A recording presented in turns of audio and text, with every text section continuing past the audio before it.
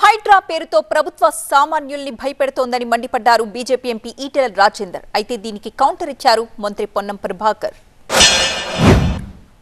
సామాన్య ప్రజల్ని వేధించే భయభ్రాంతులకు గురి చేసేటువంటి పద్ధతులలో మీరు ఆలోచన చేస్తుందా రేవంత్ రెడ్డి అని చెప్పి అడుగుతా ఉన్నాం.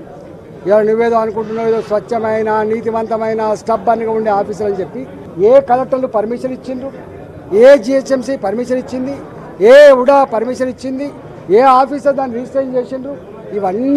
ఇవన్నీ ఒక్క ఏళ్ళు చూపించే ప్రయత్నం చేస్తే 4 ఏళ్ళు చూపించాలనే విషయాన్ని మర్చిపోకు. హైదరాబాద్లో ఎన్ని చెరువులు ప్రభుత్వమే మొత్తం పూర్తి చేసి, బతుకమ్మ కుంట ఎవరు పూర్తి చేసిండ్రు? ప్రభుత్వం పూర్తి చేసింది. ఇలా కరీంనగర్లో ఒక 4 చెరువులు ఉండే, ప్రభుత్వం పూర్తి చేసింది. ప్రభుత్వం పూర్తి చేసిన చెరువులన్నీ ఇవాళ ప్రభుత్వమే ఈ FTL జాగాలలో పర్మిషన్ ఇచ్చి నేను శ్వేతపత్రం విడుదల చేయాలి, దానికి ఒక పద్ధతి పెట్టాలి తప్ప రాత్రి పోయి దొంగల్లాగా మిషన్లు పెట్టి కూలగొట్టే సామాన్యులు కూలగొట్టే పద్ధతి మంచిగా. కూలగొట్టు, నువ్వు పెద్దలే కూలగొడుతున్నావు, సంతోషం. ఇంకా పెద్దలు అనేక మంది ఉన్నారు, కూలగొట్టు సంతోషం. కానీ సామాన్యులు మాత్రం ఇట్లాంటి ఇబ్బంది పెడితే మంచిది కాదు.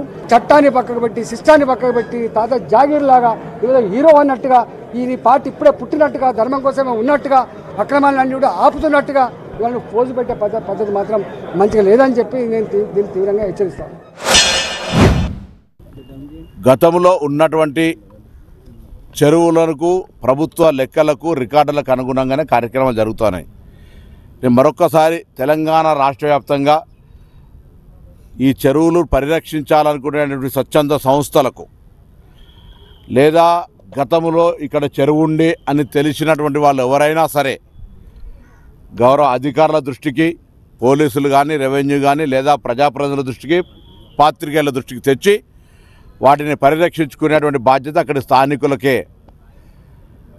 ప్రభుత్వం ఎవరి మీద రాజకీయపరమైనటువంటి కక్ష సాధింపు కానీ ఉద్దేశాలు కానీ లేవు.